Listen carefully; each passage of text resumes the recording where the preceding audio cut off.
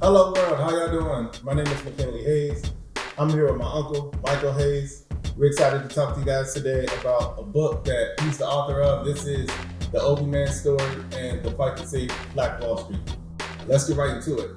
What's up, Uncle Mike? Hey, McKinley, what's going on? Nothing much. We finally got to do it, right? Exactly. I think you started back in July?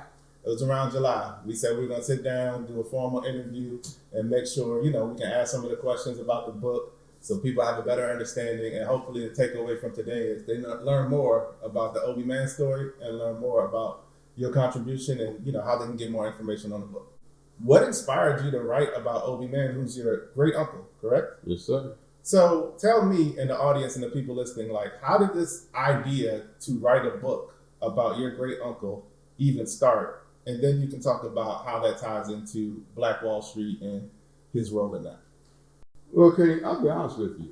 I had never heard of Obie Mann really until maybe about 2 years prior to that. Okay. Because what happened was, I was looking for a postcard.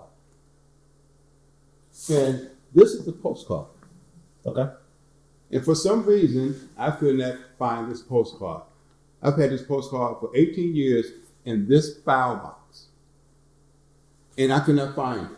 So I said, man, what the heck is going on? Because this postcard, my mother had this postcard. Mm-hmm. And when she passed away, of all of her possessions, I said, fine, I want this postcard. So I was looking through this file box and I couldn't find it. So I Googled Mann's grocery store. In the process of Googling Mann's grocery store, I came across a book called The Burning. And in that book, it had a section about Obie Mann. I said, man, Obie Mann. So I started doing a little bit of research, and I saw McKinley Mann. I said, wait a minute, this is starting to add up. This is my great uncle. Right. So the thing is, there's a reason why that postcard landed in my hands. Okay, it could have landed in anybody else's hands, but it was in my hand. And it's like my mom saying to me, and my mom passed away, several years ago. It was like she was saying, Michael, you got to bring this story to life. Okay, so I use the acronym MOM. M stands for mother, O stands for Obie, and M stands for movie. Because this book will turn into a blockbuster movie. So that's how it all began. Awesome. I want to talk about the vision to the film for sure, because I might be jumping ahead, but I do want to talk about, after reading the book, it was so impactful, it was so powerful. There's so many sub-stories within the Obie Mann story that I can see becoming a film, right? Because we have the perception of him as a war hero. Mm-hmm. Then we have the era of his life where he was an entrepreneur in Greenwood, which is a city in Tulsa. Correct. Right, where the massacre occurred. And again, all these details are in the book. But I definitely understood, maybe not at the point when you called me from the cookout, like the long-term vision of going into a film, but after reading the book, I was like, wow, this is a powerful story.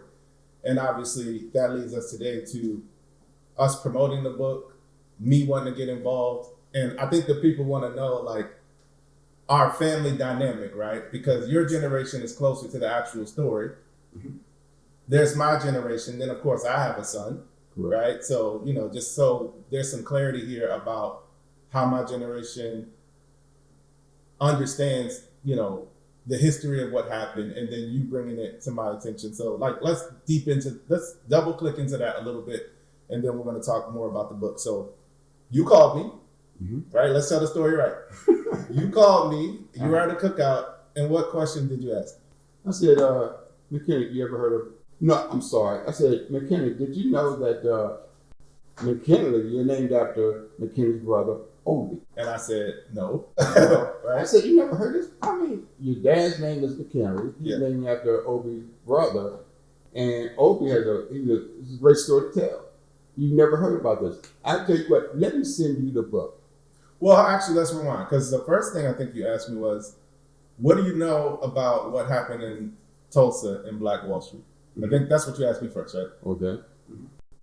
So I told you that I did understand the event and what happened, but what I was unaware of is our family's history and direct involvement in being part of Black Wall Street and actually being entrepreneurs during that era.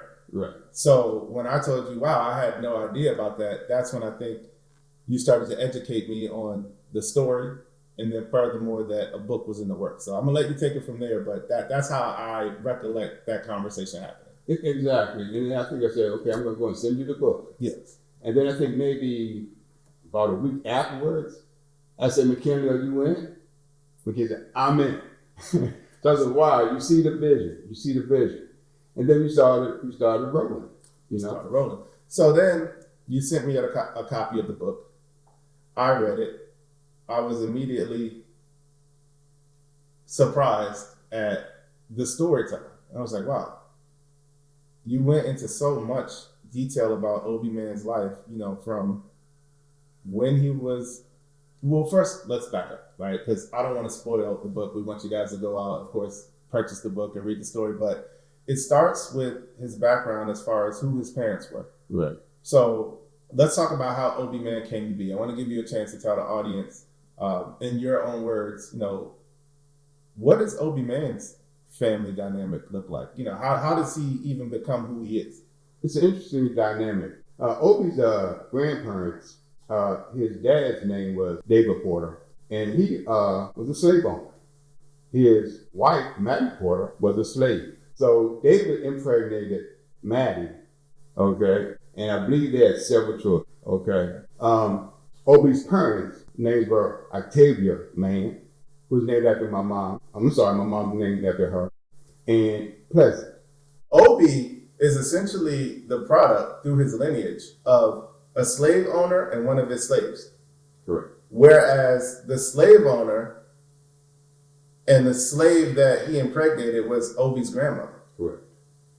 And eventually, the grandmother had a daughter who's Octavia Mann, who then had a son named Obie. Correct.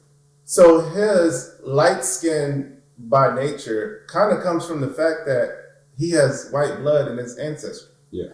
So talk about that conflict, right? Because there was some resentment from the slaves in which one was impregnated by the slave owner, treated a certain way, eventually had a daughter who had Obie, but he understood this about where he came from and kind of dealt with that in his day-to-day life.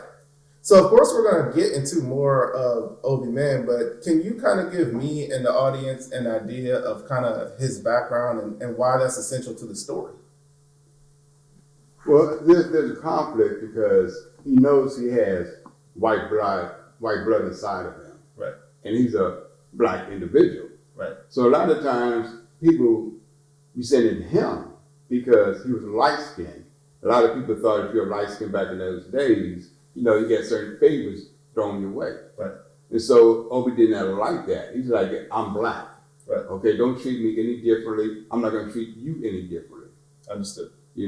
So, he's like, he was caught in between. During those times, white people say, you think you're all that because you're light-skinned. So some of the names, of course, even to this day, I feel like there's a colorism aspect into how dark your skin is how you're accepted by white America. And I think that's something we experience today in 2026, which is unfortunate. But it kind of goes all the way back to those times, right, where segregation was alive and well, right? So you had colored-only fountains, colored-only bathrooms. You had color, to the point where there was a whole town pretty much set up just to be a safe space for black people to exchange commerce, right? Correct. In which the grocery store was born. So I just wanted, to give you a space to kind of talk about that aspect of it, because I think a lot of times when you hear these stories about Black history, you never hear about the part where there's white ancestry involved, right? Exactly. And in this story, there is. Exactly. And what's ironic is this. The black businesses, they said, fine, we're building our own businesses. We're pretty much minding our own business. Okay? We're doing our own thing. A lot of cross black businesses. But on the other side of the railroad tracks, you had whites who were not doing so well. Right. So we're like, okay, we're doing our own thing. We're not asking you for anything. But yet still going to come and you're going to attack Black Wall Street. And so you can see how Obie was kind of like conflict. I got white blood, but I'm black. Yeah. You see what I'm saying? Yeah, it's an interesting conflict. So this book, y'all, I'm telling you, you got to read this book. You got to purchase this book. The Obie Mann Story has so many internal conflicts that I feel like are addressed throughout his journey, because part of his motivation, it sounds like from what I read in the book, in even joining the military to fight in World War One, he was largely motivated by the racial aspect of being accepted by white America. Exactly. Right? Exactly. So, again, I want to give you a chance to touch on that, because the story of Black Wall Street and how it came to be, I think, is a real powerful story, and there's a lot of artifacts out there. But what's not happening is the storytelling of the individuals who lived it, right? So here we have, and of course, we talked about this. My involvement came from, hey, this is my family history, right? Mm-hmm. People are like, well, how did your nephew, how did McKinley get involved? You gave me a call. I read the book. I thought it was powerful. I said, oh, Uncle Mike, you're absolutely right. This could be a film one day. This is elite storytelling from the POV of someone who lived it, right? Exactly. The before, the after, what happened with the massacre, and kind of the fallout from that whole timeline. Right, right. So for me, of course, this being my great uncle, there are elements of the story where I see myself in him. Like, all right, the pride that he had. All right, he was light skinned, but I think in the story you referred to with the grocery store being successful, in many ways, more successful within Black Wall Street than the white grocery stores in their communities, right? So they're doing very well. That wasn't necessarily the catalyst for what led to the unfortunate events. So give the viewers just kind of like a short version of how things went from where they were to complete unrest, right? And just straight up chaotic. Like, we want to get right to it. That's the question. So what happened is, Obie Mann, he had his own money. The Mann family, they had their own money. You see, but he's like, this is not right. You know, as far as racism in the United States is not right. He got his, but a lot of other blacks were not getting theirs. So what happened is, Obie decided to go to war. Because Booker T. Washington said, hey, if you go to war, you fight and try to defend your country, when you come back, there's going to be more opportunity for black. So I said, damn, that's what I'm going to do. I'm going to go over there and we're going to fight. Okay, so he volunteered to go to the army. So while he was there, he was actually start off digging trenches. Right. You know, he said, wait a minute, I don't want to dig no damn trenches. Right. You know, I want to be on the front lines fighting. I'm a real soldier. I'm a real soldier. I'm not no ditch digger. Right. And so him and a lot of other blacks started, you know, fighting in World War One. Right. So he was very successful. He was a war hero. Then he came back to the United States, continued running the business, Mann grocery store, him and McKinley. So what happened was, one day, there's an individual named Dick Rowland. Yeah. And he was falsely accused of attacking a white lady. Yeah. Falsely accused. What happened is, Dick Rowland, he was a playboy, and what happened is he was running to catch the elevator, and he tripped, and he stumbled into Sarah Page's arm. Stepped on the foot and started hitting him. The doors opened, and an employee of a department store said, nigger attacks white lady. Yeah. Okay? Yeah. And so at that time, you know, you're going to be accused, you're going to be considered being guilty. Yeah. So what happened was, Dick Rowland was actually locked up. And so during those days, if you're a black individual, more than likely you're not going to make it out alive. More than likely you're going to get hung. Yep. So Obie Mann got some of his fellow soldiers, and they went to the courthouse to defend Dick Rowland. Yeah. No relation. Just another black citizen in the city. They basically were standing up for what was right. One of our people is under attack for something we believe he's being falsely accused of. We need to go down there and save this young man's life. Was that the tone of what happened? That's exactly what happened. Okay. So, I'm sorry, I was going to say, but Obie Mann, it sounded like in the book, had the forthright to think to himself, if they'll do this to him, they'll do this to anybody. And if they convict him, they're going to come for your family, our family, all these communities. So he kind of understood by defending him, we're taking on a much larger cause. Right? Exactly. Okay. Exactly. So, all right, yeah, no, let's get into it, right? Because take Trayvon Martin, for example. We saw or heard audio of a scuffle of him and a white man where he was roaming around the neighborhood, his neighborhood, I believe. They get into a scuffle. George Zimmerman pulls out a gun. Trayvon ends up dead. The black community got their hands on audio or the story of what happened, and then they rallied support behind him, which led to what it led to, right? Mm-hmm. Same thing. So here we are, almost 100 years later, and there's many instances of that. I'm just using his story as an example. But back then, it seems like it was handled a lot differently. So I want you to talk about, like, you know, kind of those times versus today. With the Obie Mann story, talk about what transpired, or at least what you want to communicate for folks to learn more about the story, because they said he was wrongfully accused. Exactly. What was the gentleman's name? Dick Rowland. Dick Rowland. They said Dick Rowland was wrongly accused of attacking a white woman on an elevator. It hit the news, and then Obie Mann, amongst many others in the black community, said, "Oh, that's not right," and then. Yeah, so what happened, Obie Mann and some of his fellow soldiers went to the courthouse to defend Dick Rowland. And a white guy walked up to Obie and said, "Nigga, what you gonna do with that gun?" Obie said, "I'll use it if I have to." Boom. Shot was fired, white man killed. Okay? The following day, there was a white mob there. Okay? When Obie Mann said that. The following day, there's a white mob that's attacking Black Wall Street. Obie Mann and his fellow soldiers are actually beating or defending or fending off the white mob.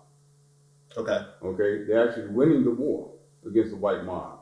Obie Mann, if he were alive today, knowing everything you know from your research, from the storytelling, from everything that went into the book, what would you say to him today? Or what kind of messaging would you... I guess I want to know, like, what would you even talk to him about, knowing what you know about today's times versus the times he grew up? I'd say Obie, or Uncle Obie. Right? You must be like, right. Gotta show respect. You know it there, bam, bam. Yeah. Uncle Obie. You know, I did the research. I wrote the book. This is going to become a major motion picture. I did all of that, but you did a whole lot more. You experienced this. You know, you saw the dead bodies. You heard the bullets going past your head. You know, you saw the racism. You saw how hard it was to build a business. Right. You know, Obie, you tell me, what was that really like?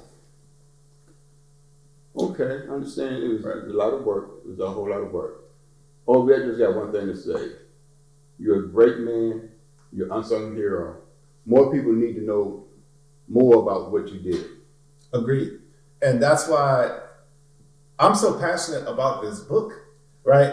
Obviously, from the perspective of somebody looking at it, they may say, of course, it's your family. You're going to be excited. But let's talk beyond just our family association to Obie Mann and his story. I think what we're attempting to do here is storytell about the plight that Black entrepreneurs had to face during those times, because the Great Migration, if I'm not mistaken, segmented people into all different parts of the country, right? I want to say that it started in Texas.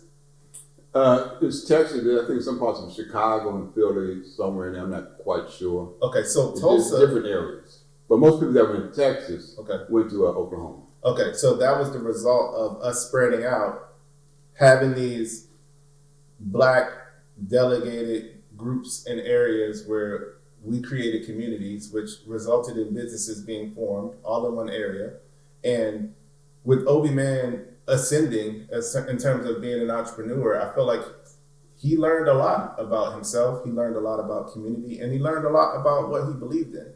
And just that point of view, right? Mm-hmm. I think it's a powerful storytelling element for hearing from people who were living in those times, right? And I feel like you captured that in the book.